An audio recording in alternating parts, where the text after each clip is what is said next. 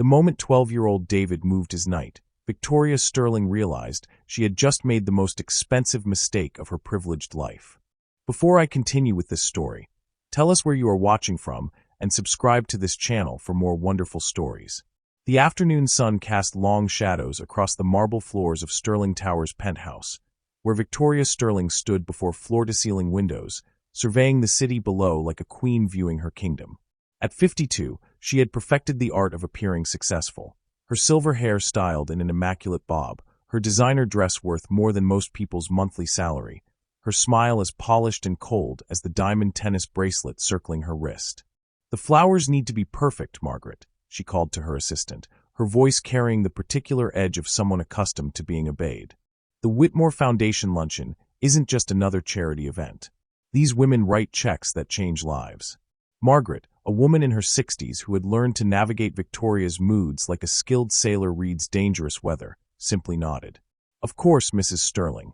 The caterers have confirmed everything is ready." Victoria's reflection in the window showed a woman who had everything money could buy, yet the lines around her eyes spoke of something missing, a hollowness that no amount of success could fill.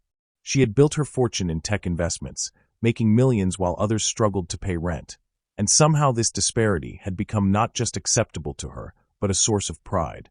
Her phone buzzed with a text from her daughter in London. "Can't make it to your event, Mom. Too busy."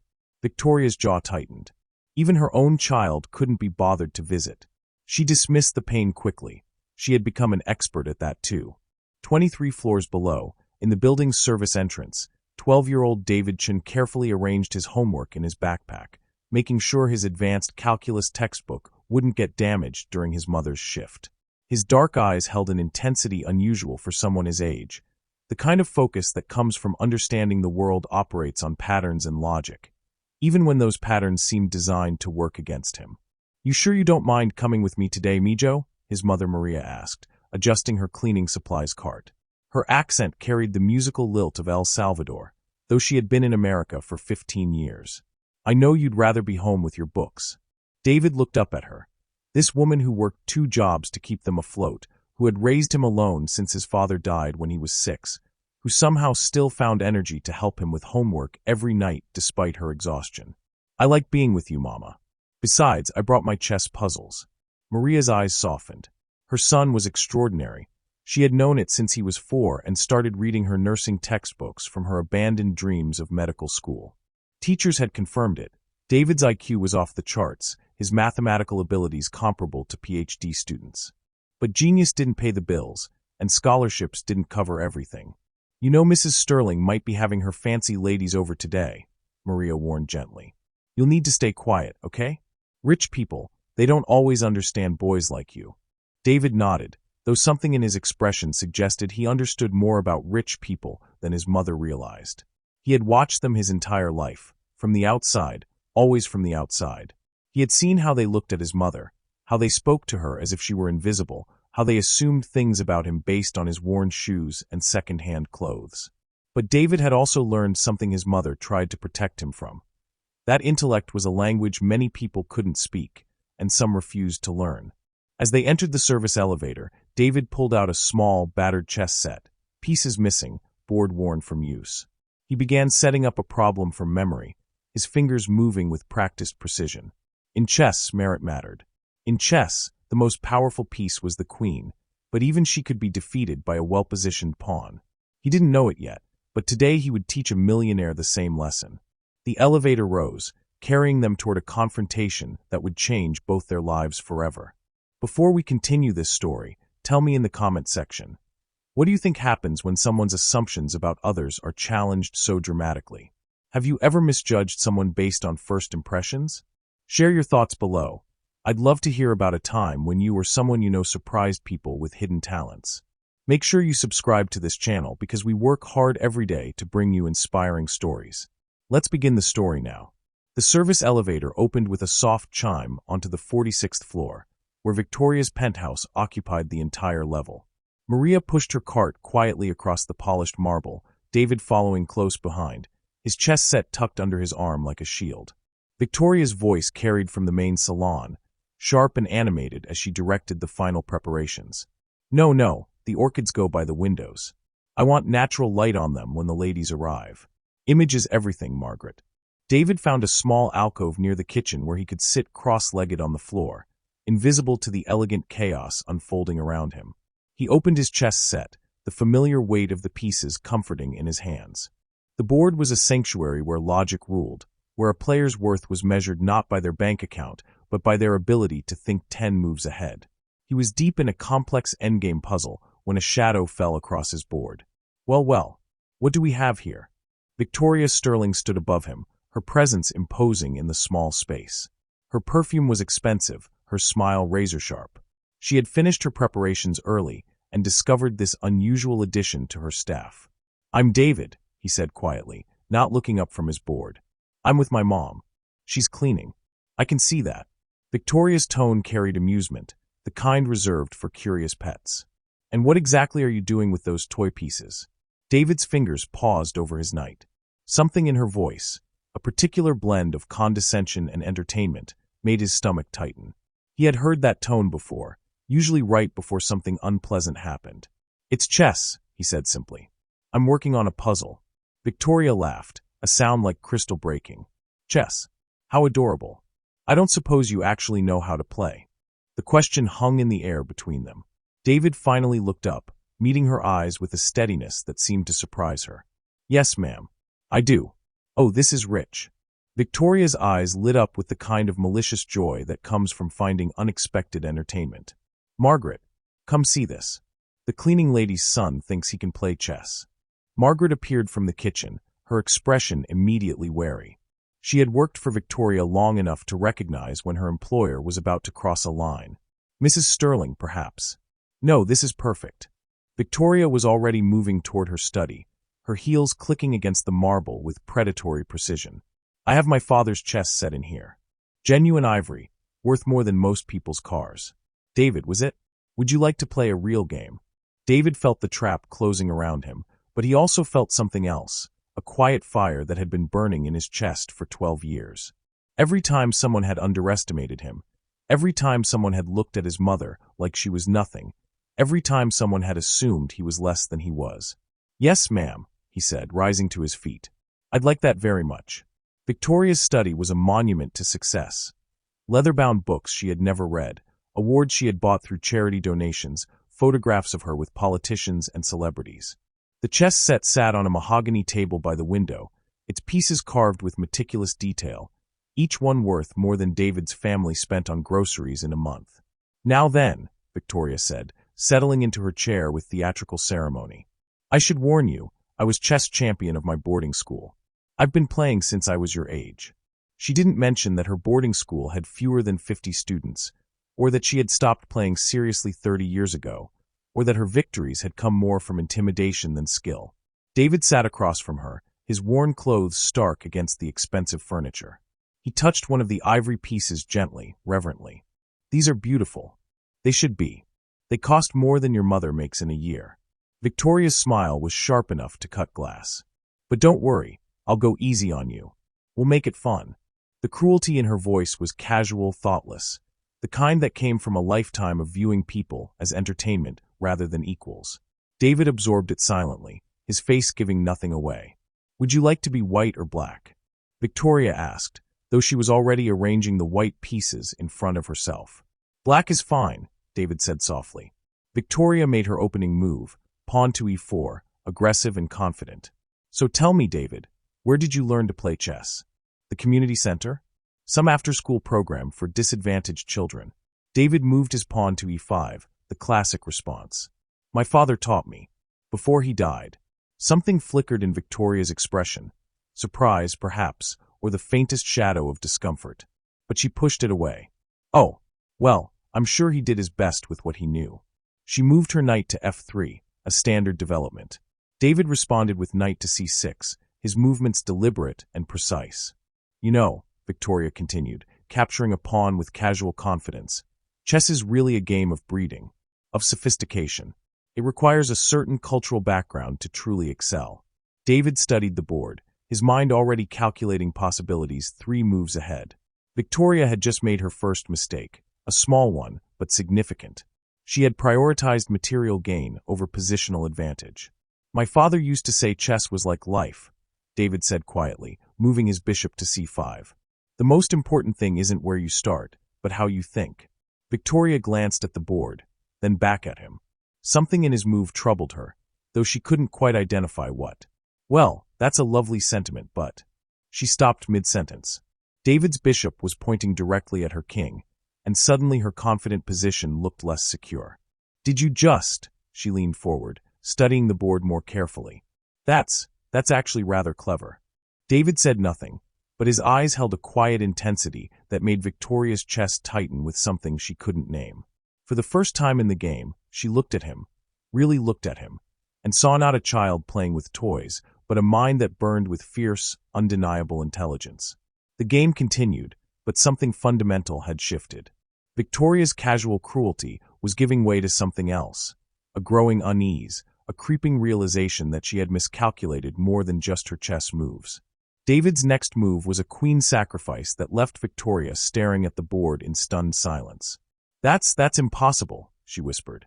But it wasn't impossible. It was brilliant. And Victoria Sterling, for the first time in decades, found herself completely, utterly outmatched. The next 15 minutes unfolded like a slow-motion car crash that Victoria could see coming but couldn't prevent. Each move David made was not just correct. It was elegant, purposeful, building towards something she couldn't quite see, but definitely feared. Well, Victoria said, her voice higher than usual, you're certainly focused. She moved her queen's bishop, a defensive move that felt more like surrender than strategy. David's response was immediate and devastating, a pawn sacrifice that opened up the entire center of the board. Victoria's eyes widened as she recognized the pattern. This was the Yugoslavian attack, one of the most aggressive and theoretically complex chess openings ever devised. Where exactly did you learn this? Victoria asked, her charitable facade beginning to crack. Library, David answered, his attention never leaving the board. They have good books there. One of the ladies in the doorway, Patricia Whitmore, whose family name graced the foundation, stepped closer. My goodness, Victoria. The boy seems to know what he's doing. Victoria's laugh came out as more of a bark. Oh, please. It's just memorization. Children are like parrots. They repeat what they've heard without understanding. But even as she spoke, Victoria knew she was lying. David's play wasn't memorization. It was improvisation of the highest order. He was adapting, calculating, seeing patterns she had missed entirely. Your move, Mrs. Sterling, David said again, his voice still respectful despite the growing tension. Victoria stared at the board, her mind scrambling. She had two choices: admit defeat gracefully or dig in deeper. Pride won. You know what? Victoria said, her voice taking on a sharper edge. I think we need to make this more interesting. Maria, come here. Maria approached reluctantly, her cleaning supplies still in hand. If your son wins, Victoria announced to the room, I'll give you $1,000 bonus. The ladies murmured appreciatively. But if he loses, when he loses, you stay an extra hour to clean up after my guests. Unpaid. Maria's face went ashen. Mrs. Sterling, that's not necessary. Oh, but I insist. Victoria's smile was razor-sharp now. The boy seems so confident. Let's see if he can handle real pressure. David looked up at his mother, seeing the fear in her eyes. He had watched her work herself to exhaustion for years, had seen her count and recount their small stack of bills every month. An extra hour of work might mean missing her second job. $1,000 would mean security for months. It's okay, Mama, he said quietly. I got this. Victoria's next move was desperate, a queen sacrifice that she immediately regretted. David's response was surgical. He ignored the queen entirely and delivered checkmate with a rook and knight combination that left Victoria's king completely helpless. The silence in the room was deafening. That's, Patricia Whitmore began, then stopped. That's mate in one. Victoria stared at the board, her face cycling through confusion, disbelief, and finally rage. That's impossible. He cheated. He must have.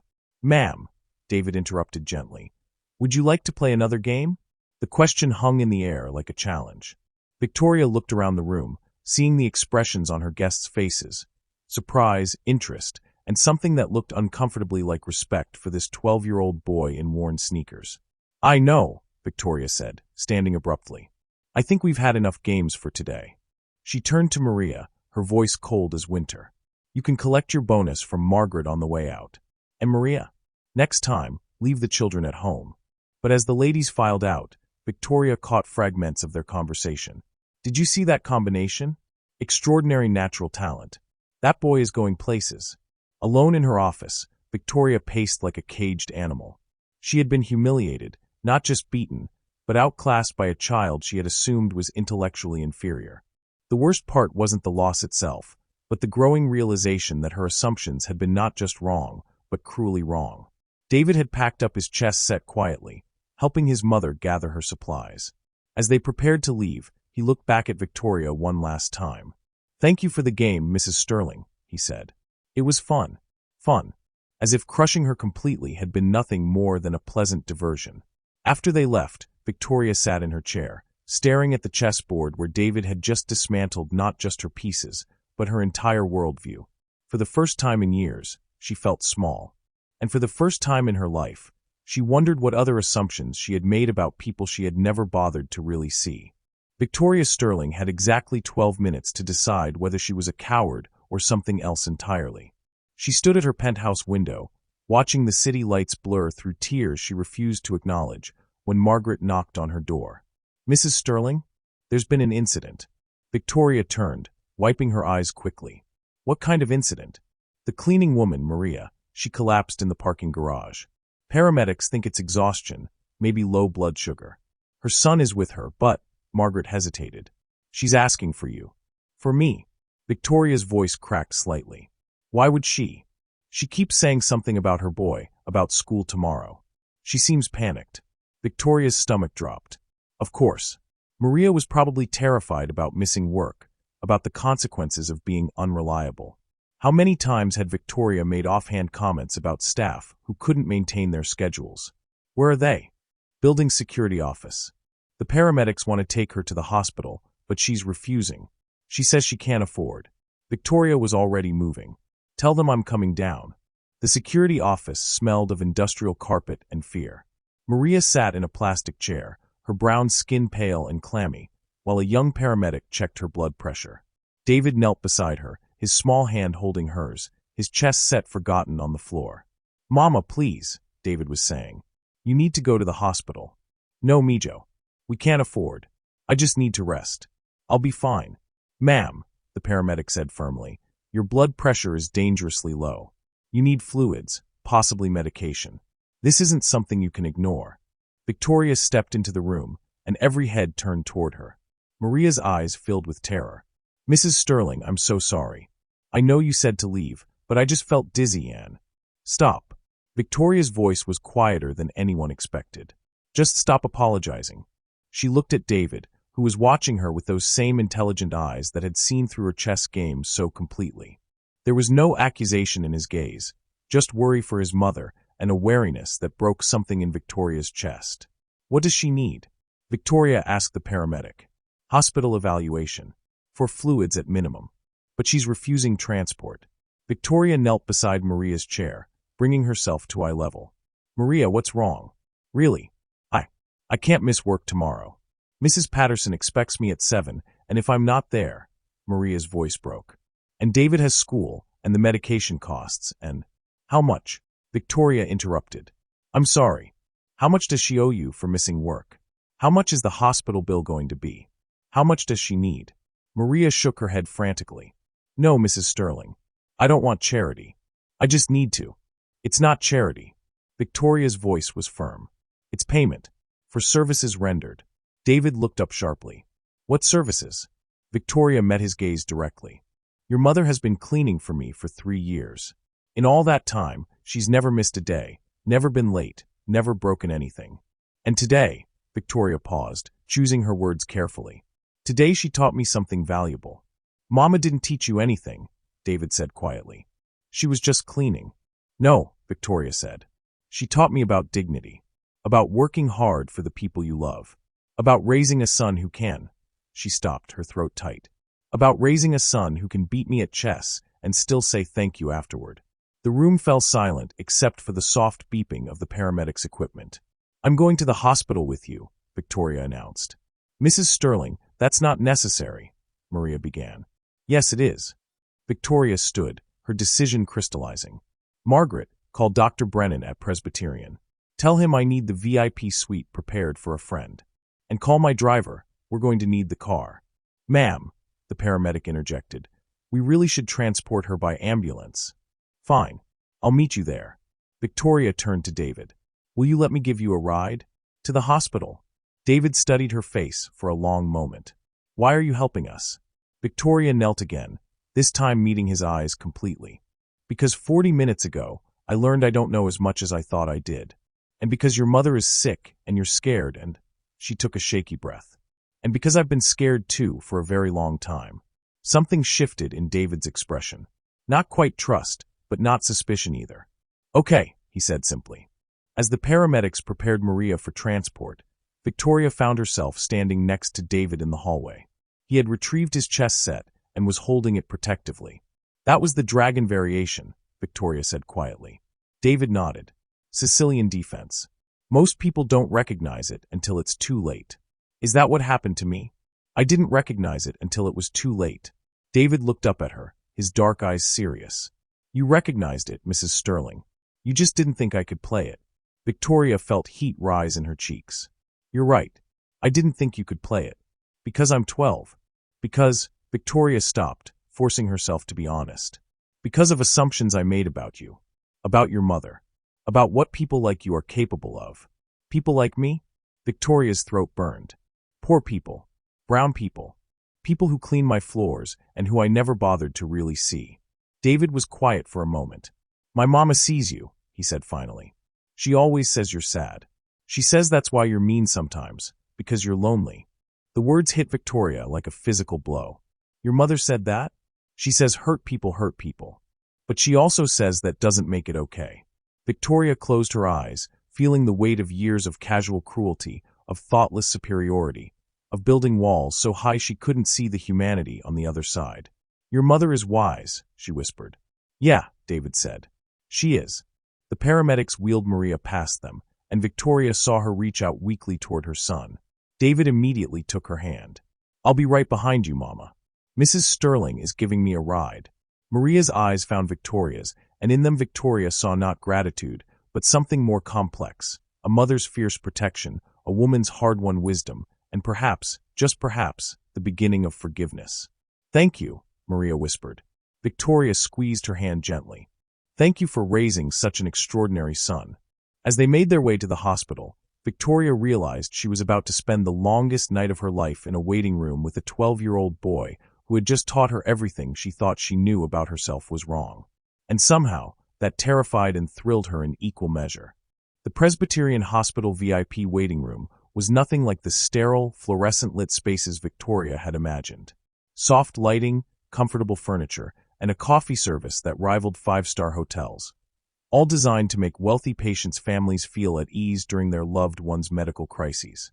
David sat curled in an oversized leather chair, his chest set balanced on his knees, working through problems with mechanical precision. Victoria watched him from across the room, noting how he seemed to retreat into the game whenever anxiety threatened to overwhelm him. She's been working 2 jobs since I was 8, David said suddenly, not looking up from his board. The cleaning service during the day, stocking shelves at the grocery store at night. She thinks I don't know how tired she is. Victoria set down her untouched coffee. Why does she work so hard? Because of me. David's voice was matter-of-fact, but Victoria caught the guilt underneath. I'm expensive.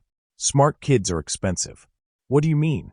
David finally looked up, his eyes older than his 12 years. Books, tutoring, competition fees. The chess club wants $300 for the state tournament next month. Mom said we'd find a way, but, he shrugged. We won't find a way. We never do. Victoria felt something crack inside her chest. Tell me about the tournament. It's the state scholastic championship. Winners get college scholarships. Full rides to places like MIT, Stanford. David's voice carried a longing that made Victoria's throat tight. Coach says I could win. Says I have the best natural talent he's ever seen. Then why aren't you going? Because $300 might as well be $3 million. David returned to his chess set, moving pieces with sharp, angry movements. Because being smart doesn't matter if you're poor. Because talent doesn't pay bills. Victoria stared at him, seeing herself at 12, but a version of herself who had never had to worry about money, who had taken private chess lessons for granted, who had competed in tournaments as casually as other children played in parks. "David," she said quietly, "can I tell you something?" He looked up, suspicious but listening. "When I was your age, I thought I was special because I could afford to be special. I had the best tutors, the best schools, the best everything. But I was never the best at anything." Victoria moved to sit closer to him. "Do you know what my chess rating was when I was 12? David shook his head. 800. You know what that means? "Beginner level," David said immediately. "Exactly. I had every advantage money could buy, and I was still mediocre. Today, you destroyed me with a chess set held together with tape and pieces you probably found at a garage sale. Do you understand what that means?" David was quiet for a long moment. "That money can't buy talent. That money can't buy what you have. Intelligence, yes. Training, yes. But not what you have. Not the fire." Victoria paused. "I've been rich my whole life, David. But I've never been brilliant. Not like you. Then why do you have everything and we have nothing?" The question hung in the air between them, stark and unanswerable. Victoria felt the weight of inherited privilege, of systems she had never questioned, of a world that rewarded her mediocrity while punishing David's excellence. "I don't know," she admitted. "I honestly don't know." David set down his chess set and looked at her directly. "My dad would have known what to do. He was smart like me, but he was also brave. Tell me about him." "He was a math professor back in El Salvador.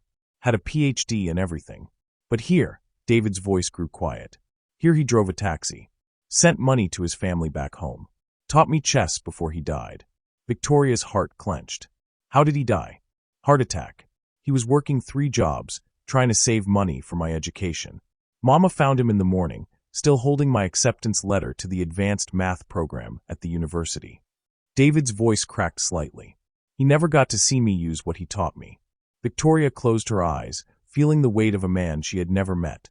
A brilliant mind reduced to driving taxis, a father who had worked himself to death for his son's future. "He would be so proud of you," she whispered. "Would he?" David's question was barely audible. "Sometimes I think maybe I should just give up. Stop trying so hard. Maybe we'd be happier if I was just normal." "Don't you dare." Victoria's voice was fierce, surprising them both. "Don't you dare diminish yourself because the world is too small to see your worth." She stood abruptly, pacing to the window that overlooked the city. "You want to know why I'm really here, David? Why I'm sitting in a hospital waiting room with a 12-year-old boy instead of at home in my penthouse?" David nodded. "Because today, for the first time in my life, someone looked at me and saw exactly who I was. Not my money, not my status, not my carefully constructed image. Just me. And you know what you saw? What? Someone who was small. Someone who was cruel. Someone who used her privilege to hurt people because she was too empty to know how to connect with them." Victoria turned to face him. "You saw through every lie I tell myself, David. And somehow you still said thank you at the end." "You were nice to my mama," David said simply. "That matters." Victoria felt tears threatening again. "Your mother is twice the woman I am. She's raised a son who can beat me at chess and still have better manners than I do. She's worked herself sick to give you opportunities one took for granted. And I've spent my whole life taking up space that people like you deserved." "Mrs. Sterling," David said quietly, "it's not too late to be different." The words hit Victoria like a physical blow. Not too late. At 52, with a lifetime of mistakes behind her, a child was telling her it wasn't too late to be different. "Is that what you think?" she asked. "That people can change? My chess teacher says every game starts with the same board. Same pieces, same rules, same chances. What matters is what you do with your moves." David picked up his king, studying it. Maybe life is like that too. Victoria stared at him, this extraordinary boy who had somehow found wisdom in the spaces between his pain. "David, about that tournament." "It's okay, Mrs. Sterling. I understand." "No, you don't." Victoria's voice was firm. "You don't understand at all. Because you're going to that tournament, and you're going to win. And then you're going to college, and you're going to become everything your father dreamed you could be." David looked up at her, hope and disbelief warring in his eyes. "Mrs. Sterling, I can't let you. It's not charity, David. It's an investment. In brilliance. In potential. In the future your father saw when he taught you to move those pieces." Victoria knelt beside his chair. "Let me do this. Let me make one thing right." Before David could respond, a doctor appeared in the doorway. David Chin, your mother is asking for you. As David stood, clutching his chest set, Victoria caught his arm gently. David, when you see your mother, tell her something for me. What? Tell her she raised a boy who taught a millionaire how to see, and that I'm going to spend the rest of my life trying to deserve the lesson. David studied her face for a long moment, then nodded. Okay, Mrs. Sterling. I'll tell her. As he walked away, Victoria realized she was crying. Not the bitter tears of self-pity she had shed in her penthouse, but something else entirely. Something that felt like the beginning of redemption. Maria's hospital room was a study in contrasts, state-of-the-art medical equipment surrounding a woman whose greatest concern was the cost of 4 fluids she desperately needed. Victoria stood in the doorway, watching David hold his mother's hand while she protested the unnecessary care. Mijo, you tell them I'm fine, Maria was saying, her voice stronger now but still weak. This is too much money. Mama, stop. David's voice carried an unusual firmness. Mrs. Sterling already talked to the doctors. Everything's taken care of. Maria's eyes found Victoria's, and the gratitude there was almost too much to bear. Mrs. Sterling, I can't accept this. It's too much. Victoria stepped into the room, her usual confidence replaced by something softer, more uncertain. Maria, can I ask you something? Of course. When you clean my office, you always arrange my books in perfect order. Always. Even when I've left them scattered everywhere. Why? Maria looked puzzled. Because you might need them. Because order makes work easier. Because, she paused, searching for words. Because taking care of things shows respect. Respect for what? For the person who owns them. For the knowledge inside them. For the opportunity to work. Maria's voice grew quiet. My grandmother used to say that how you treat someone else's things shows who you are inside. Victoria nodded slowly. Your grandmother was wise. Like you. Like David. David is extraordinary, Maria said, pride and worry mixing in her voice. Too smart for his own good sometimes. Tell me about when you first realized how brilliant he was. Maria's eyes softened with memory. He was 4. I was studying for my nursing boards. I thought maybe I could still become a nurse, you know? David was playing on the floor while I read. Then he looked up and said, Mama, why does that book say the heart pumps 5 liters per minute when it should say 5 liters per minute at rest? Maria laughed softly. He had been reading my textbook upside down, understanding it better than I was. Victoria felt a familiar pang, the recognition of genius that had been obvious to everyone except those with the power to nurture it. What happened to nursing? Victoria asked. Life happened. David's father got sick, needed more care. Then he died, and I had to work more hours. Dreams are expensive when you're poor. Maria's voice held no self-pity, just acceptance. But David's dreams, those are different. Those are worth everything. David shifted in his chair, uncomfortable with being the center of attention. Mama, you don't have to. See, I do. Maria's voice was firm. Mrs. Sterling, you want to know who my son is? He tutors kids after school for free. Kids who can't afford help. He gives away his lunch money to classmates who forgot theirs. He reads to the elderly lady next door when she's lonely. Maria's eyes filled with tears. He has every reason to be angry at the world, but instead he tries to make it better. Victoria looked at David, who was studying his hands as if they held the secrets of the universe. Is that true? It's not a big deal, David mumbled. It's the biggest deal there is, Victoria said softly. David, look at me. He raised his eyes reluctantly. I've been rich my whole life. I've given money to charities, written checks to foundations, attended fundraisers in ballrooms that cost more than most people's houses. But I've never, not once, given my lunch money to a hungry classmate. Do you understand what that means? David shook his head. It means you're not just smarter than me. You're better than me. You're the person I should have been. Mrs. Sterling, Maria said quietly, you're here now. That matters. Victoria pulled a chair closer to the bed, settling between mother and son. Maria, I need to tell you something. About today. About what happened. David told me about the chess game, Maria said, glancing at her son. He said you were very gracious. Victoria almost laughed. Gracious? I was horrible. I set him up to fail, expected him to be humiliated, and when he proved me completely wrong, I was cruel. But you're here now, Maria repeated gently. I'm here because your son taught me something I should have learned decades ago. Victoria looked at David. He taught me that intelligence isn't about having the right opportunities. It's about what you do with whatever chances you get. And what you do with the chances you give others, David added quietly. Victoria nodded. Exactly. David, I want to tell you about my daughter. Both David and Maria looked surprised by the change in topic. Her name is Emma. She's 25, lives in London, has every advantage money can buy. Private schools, tutors, connections. Victoria's voice grew sad. But she won't speak to me. Hasn't visited in 2 years. Why not? David asked. Because I never saw her either. I was so busy being successful, so focused on accumulating wealth and status, that I forgot to be a mother. I gave her everything except the one thing she needed. What's that? Someone who saw her. Really saw her.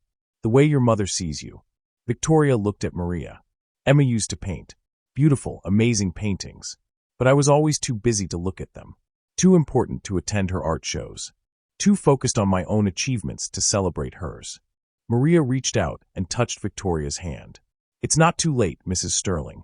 Children forgive. Do they? Victoria's voice was barely a whisper. If you show them you've changed, David said. If you prove you see them now. Victoria squeezed Maria's hand gently. How do I do that? How do I prove I've changed? You start by seeing other people's children the way you should have seen your own, Maria said.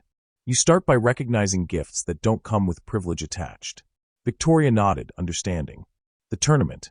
That's just the beginning, isn't it? What tournament? Maria asked. David and Victoria exchanged glances. Mama, Mrs. Sterling wants to sponsor me for the state chess championship. Maria's eyes widened. David, that's wonderful, but nothing, Victoria interrupted gently. Maria, your son is going to that tournament. He's going to win. And then he's going to college, and he's going to change the world. And I'm going to help make that happen. Mrs. Sterling, why would you do this for us? Victoria looked at David, then at Maria, seeing them clearly for perhaps the first time. Because 48 hours ago, I was a lonely, bitter woman who had everything and nothing. Today, I'm sitting in a hospital room with 2 people who have almost nothing and everything. And I'm happier than I've been in years. Mrs. Sterling, David said seriously, are you sure about this?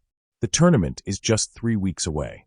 I'd need coaching, travel money, registration fees.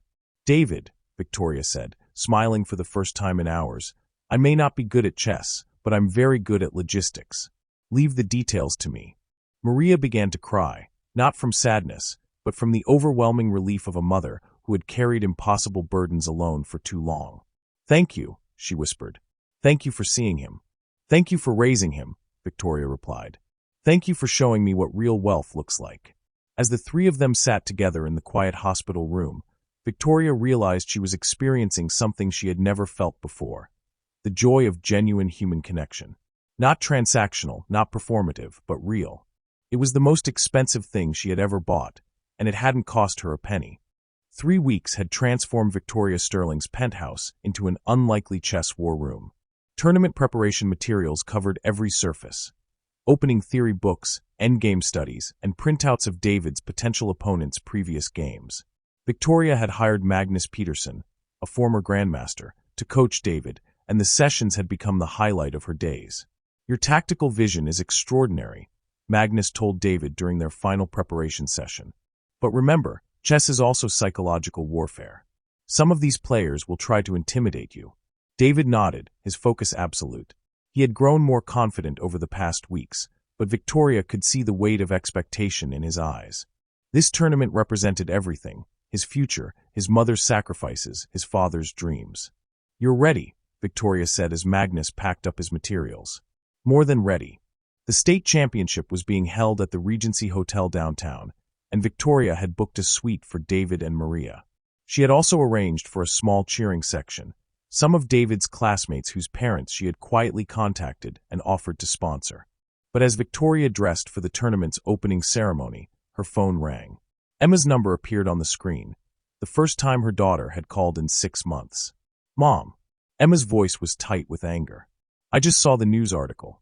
About you and some chess prodigy? Are you serious right now? Victoria's heart sank. Emma, I can explain.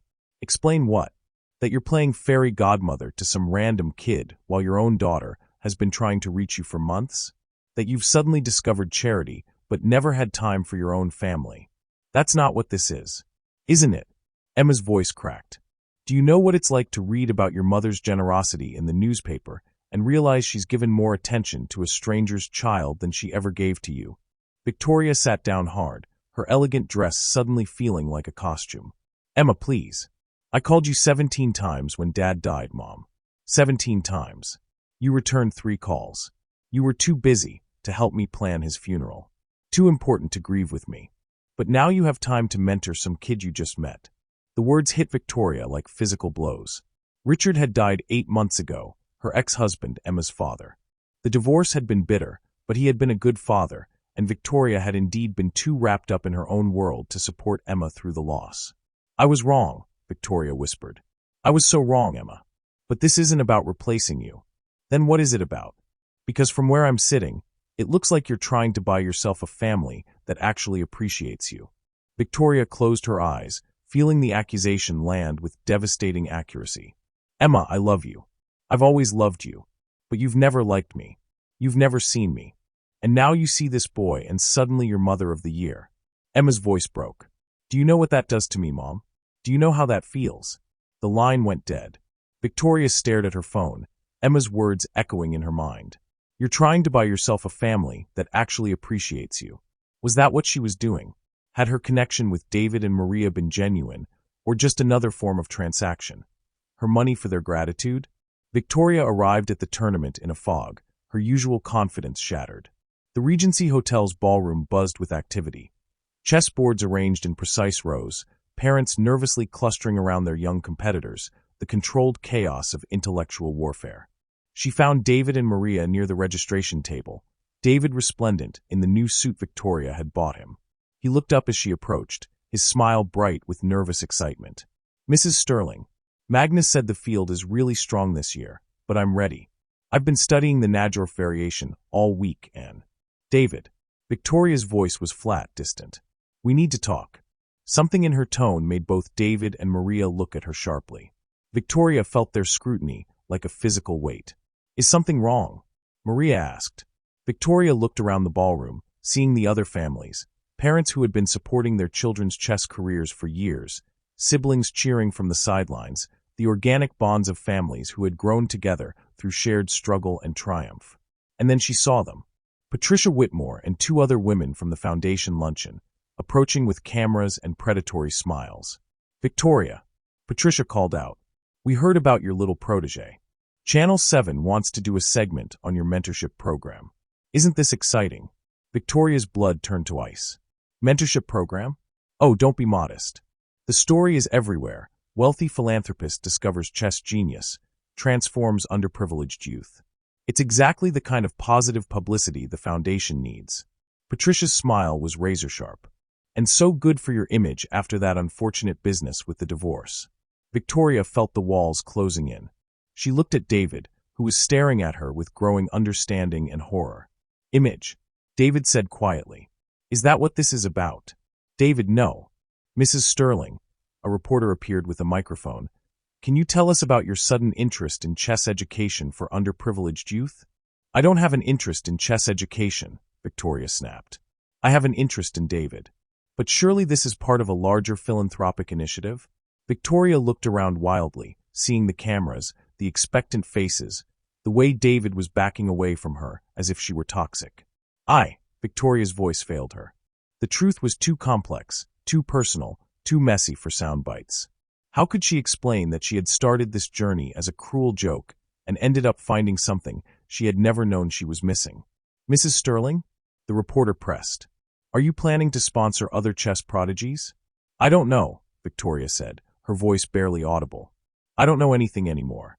She turned to David, seeing her own confusion and hurt reflected in his eyes. David, I'm sorry. I never meant for this to become a circus. But it did, David said quietly. Just like everything else in your world. Maria stepped forward, her face a mask of protective fury. I think we should go, David. No. Victoria's voice cracked. Please don't go. This isn't what I wanted. I never called them. I never. It doesn't matter what you wanted, David interrupted, his voice carrying a hardness that made Victoria's heart break. What matters is what happened. And what happened is that you turned us into a story. A feel-good story about the rich lady who saved the poor brown boy. That's not true, isn't it? David's eyes were bright with unshed tears. Because my mama was right. She said rich people don't help poor people unless they get something out of it. And you got your story, didn't you? You got to be the hero. Victoria felt something inside her shatter completely. David, please. You don't understand. I understand perfectly, David said, his voice breaking. I understand that I was stupid enough to think you actually cared about me. About us. But you just wanted to feel better about yourself. He turned to his mother. Mama, let's go home. David, wait. Victoria reached out, but he pulled away. Thank you for the chess lessons, Mrs. Sterling. And thank you for teaching me that some games aren't worth playing. As David and Maria walked away, Victoria stood frozen in the middle of the ballroom, surrounded by cameras and reporters and the wreckage of the best thing that had ever happened to her. She had finally found love, and she had destroyed it with the same careless cruelty that had defined her entire life.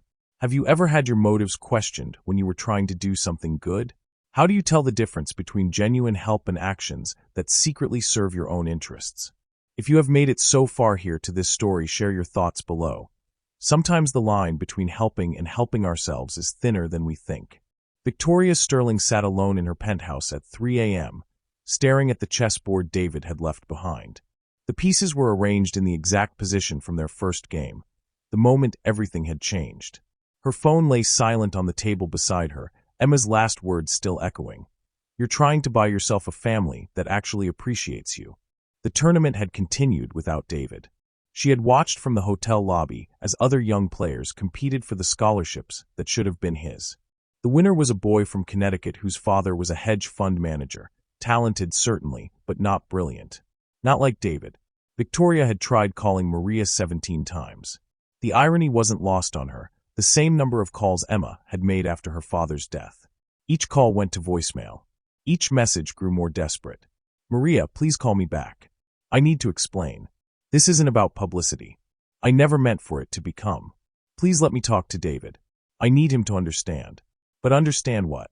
Victoria stared at her reflection in the darkened window, seeing a woman who had spent 52 years believing that money could solve any problem, fix any relationship, by any absolution. The truth was more complex and more damning than David's accusation. Yes, she had genuinely cared about him. Yes, she had wanted to help. But she had also wanted to be appreciated, to be seen as generous, to matter to someone in a way she had never mattered to her own daughter. Emma had been right. She had been trying to buy a family that appreciated her. Victoria picked up her phone and scrolled through her contacts until she found Magnus Peterson's number. The chess coach answered on the second ring, his voice groggy with sleep. Victoria, it's 3 a.m. Magnus, I need you to do something for me. No questions asked. What kind of something? I need you to find David Chun. I need you to convince him to play in the National Junior Championship next month. Magnus was quiet for a long moment. Victoria, what happened at the state tournament? I destroyed everything, Victoria interrupted. I turned something beautiful into something ugly because I don't know how to love people without making it about me. The boy is incredibly talented. He's more than talented. He's extraordinary. And he deserves every opportunity one can give him, whether he wants to see me again or not. Victoria, what are you asking me to do? I'm asking you to coach him. Full scholarship to nationals. Travel expenses, training costs, everything. But there's a condition. What condition? He can never know the money comes from me. Create a foundation, make up a scholarship fund, tell him it's merit-based. I don't care what story you tell, but my name can't be attached to it. Magnus was quiet again. Victoria, are you sure about this? I've never been more sure of anything in my life. After she hung up, Victoria sat in the darkness, feeling something she had never experienced before. The strange peace that comes from doing the right thing for the wrong reasons becoming the right thing for the right reasons. But David wasn't her only mistake to fix. At 6 a.m. London time, Victoria called her daughter. Mom. Emma's voice was thick with sleep and wariness. What's wrong? Are you okay? No, Victoria said simply. I'm not okay. I haven't been okay for a very long time. Mom. Emma, I need to tell you something. About David, about the tournament, about everything. I don't want to hear about your charity case. He's not a charity case. He's a 12-year-old boy who reminded me of everything I failed to be as a mother. And you were right. I was trying to buy myself a family that appreciated me because I was too cowardly to fix the family I already had. Emma was quiet. When your father died, I should have been there. I should have helped you grieve. I should have put aside my own pain and my own guilt and my own fear and just been your mother. Why didn't you? Victoria closed her eyes, forcing herself to be honest. Because I was terrified that if I got too close to your pain, I'd have to face my own. And I was ashamed that I had failed him as a wife and you as a mother, and I didn't know how to be in the same room with the consequences of my choices. Mom, Emma's voice was softer now. I know you paint, Emma. I know you're brilliant at it. I know you had a show last year in Camden that I didn't attend because I was too busy. But I wasn't too busy. I was too scared. Scared of what? Scared of seeing how talented you are and having to face how much I missed. Scared of being proud of you and having to admit how long I'd been absent.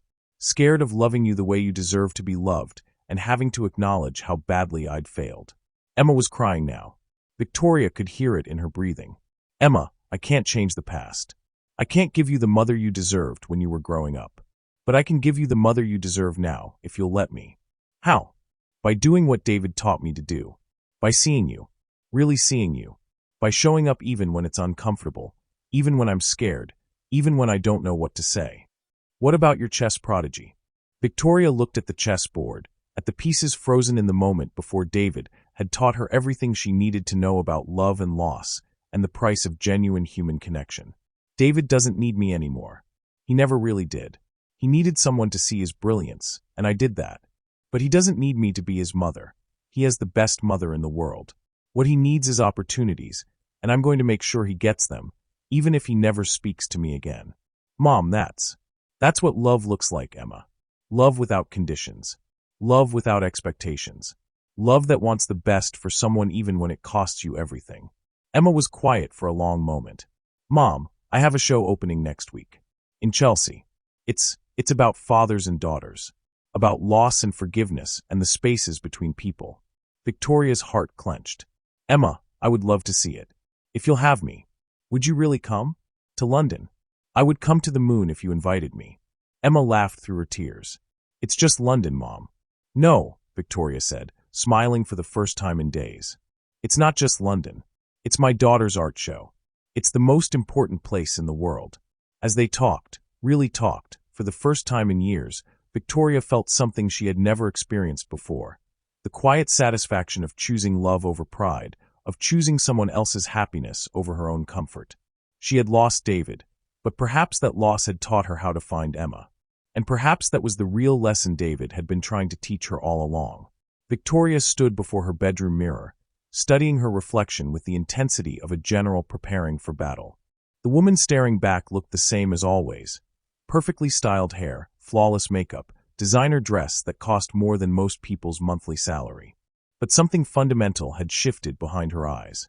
The armor of superiority that had protected her for 4 decades felt heavy now, suffocating. She'd spent 3 sleepless nights composing the invitation, rewriting it a dozen times. The words had to be perfect, not for her usual reasons of social positioning, but because they carried the weight of genuine intent. She'd hand-delivered it to Maria at the building's service entrance, watching the woman's face cycle through confusion, suspicion, and finally cautious hope. I don't understand, Senora Sterling, Maria had said, holding the cream-colored cardstock like it might dissolve. You want David and me to come to your home? As guests? Yes, Victoria had replied, her voice steadier than she felt. I want to make things right. Now, as she descended the stairs to her penthouse living room, Victoria saw the chess set waiting exactly where she'd left it. The marble pieces frozen in David's victorious position, a monument to her own ignorance. She'd left it that way deliberately, a reminder of what she'd learned and what she'd lost. The doorbell chimed. Victoria's heart hammered as she opened the door to find David and Maria standing in the hallway, both dressed in their finest clothes, which, Victoria realized with a pang of shame, probably represented a significant financial sacrifice. David wore a button-down shirt that was slightly too large for him, clearly borrowed or bought secondhand. Maria's dress was simple but elegant, her hands clasped nervously in front of her. Thank you for coming, Victoria said, stepping aside to let them in. Please, make yourselves comfortable. David's eyes went immediately to the chessboard, and Victoria saw him take in the unchanged position, his victory preserved like a museum piece. Something flickered across his face, an emotion she couldn't quite read. You kept it, he said quietly. I didn't want to forget, Victoria replied. I needed to remember what it felt like to lose something that mattered. Maria remained standing by the door, her posture rigid with uncertainty. Senora Sterling, I don't understand why we're here. If this is about David being rude. David wasn't rude, Victoria interrupted. I was worse than rude. I was cruel and small, and everything I never want to be again. The silence stretched between them, heavy with the weight of unspoken history. Victoria had rehearsed this moment countless times, but now, faced with the reality of it, her carefully prepared words felt inadequate. I called you here because I need to tell you something, she continued, her voice gaining strength. David, you are one of the most remarkable people I've ever met. Your intelligence, your grace, your dignity in the face of my inexcusable behavior. It humbled me in ways I didn't know I needed to be humbled. David's eyes widened slightly, but he remained silent. And Maria, Victoria turned to the older woman, you've raised an extraordinary son. The way he carries himself, the respect he shows even to people who don't deserve it, that comes from you. That's your gift to him, and to the world. Maria's eyes filled with tears, but she held Victoria's gaze steadily. What do you want from us? The question hung in the air like a challenge. Victoria had asked herself the same thing over and over during those sleepless nights. What did she want? Forgiveness? Redemption? Or just the chance to prove to herself that she could be better than she'd been? I want to be worthy of your respect, Victoria said finally. I want to learn from you both. I want to understand what it means to have dignity that doesn't come from a bank account. The doorbell rang again, and Victoria's stomach dropped. She'd forgotten, in her focus on David and Maria, she'd forgotten that this was also the day of her regular social gathering. Through the frosted glass, she could see the familiar silhouettes of Millicent Ashworth and her other friends, arriving fashionably late as always. I'm sorry, Victoria said quickly, panic rising in her throat. I forgot, my friends are here. I should have. It's okay, David said, his voice calm despite the tension in the room. We can leave. No, the word came out sharper than Victoria intended. No, you're my guests. They can. She stopped, realizing what she was about to say. They can leave. They can wait. They can what? Yes, I did, she said. I should have done it the first time. I should have stood up for you when it mattered. Maria, who had been silent throughout the entire confrontation, stepped forward. Why? She asked, her voice thick with emotion. Why would you give up so much for us? Victoria considered the question, searching for an answer that would make sense to them and to herself. Because David taught me something I never learned in all my years of expensive education. He taught me that true nobility comes from character, not circumstance. And I want to be noble in the way that matters. David approached the chessboard, his movements careful and deliberate. Would you like to play again? Victoria smiled, feeling lighter than she had in years. I'd be honored. But I warn you, I'm still a terrible loser. That's okay, David said, beginning to set up the pieces. Losing is how we learn. As they began their game, Victoria realized that she was indeed learning. Not just about chess, but about respect, about dignity, about the courage required to see people as they truly are rather than as she'd been taught to see them. The game was no less one-sided than before, but this time, Victoria didn't mind losing. She was too busy discovering what it felt like to win something that actually mattered. David, she said as he moved his knight into position for what would eventually become checkmate. Would you be interested in some tutoring? I know some excellent programs for gifted students. I'd like to help, if you'll let me. David looked up from the board, his eyes bright with possibility. You'd do that? I'd be honored, Victoria said, and meant it with every fiber of her being. As the game continued, Victoria found herself thinking about bridges. Not the ones she'd burned, but the ones she was building. The apartment felt different now, larger somehow, as if making room for new possibilities. She was losing at chess again, but for the first time in her life, she was winning at something far more important. She was winning at being human. Sometimes the people we underestimate the most are the ones destined to teach us the greatest lessons. Victoria thought she was inviting a poor kid to play chess as entertainment for her wealthy friends. Instead, she discovered that true brilliance has nothing to do with bank accounts and everything to do with character. David didn't just win a chess game. He won something far more valuable. The respect of someone who thought she was above learning from a 12-year-old. This story reminds us that genius comes in all colors, all backgrounds, all circumstances. The next time you meet someone, ask yourself, What could they teach me if I'm humble enough to listen?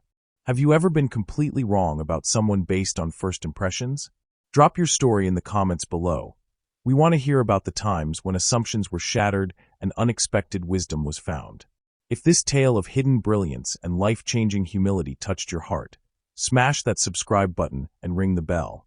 Every week, we bring you stories that prove the most powerful lessons often come from the most unexpected teachers. Your next eye-opening story is just one click away. Because sometimes, the person mopping your floors might just be the genius who changes your entire world.